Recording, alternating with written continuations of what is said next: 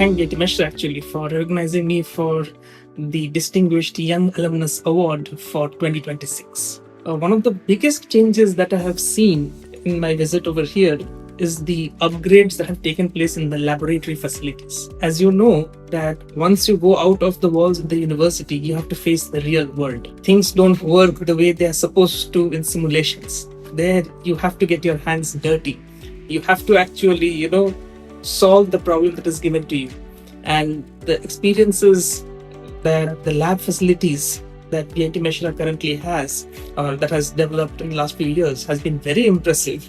And I think that is one direction in which we can further push the boundaries to ensure that we are able to bridge the gap between theory and practice.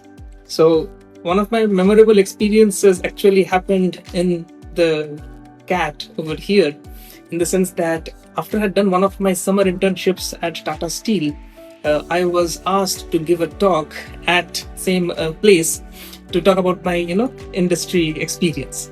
That was my first time talking to a large audience, and I still remember that when I was talking, I was so nervous. I had this was my first extempore speech. I had not practiced it before, and I didn't know what to say, how to say, and so on. I have had so many experiences giving external talks at different avenues with very little or no preparation.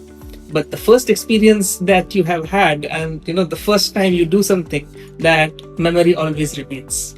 My biggest piece of advice will be to cultivate a problem-solving mentality. So the ability to solve problems is something that everyone recognizes.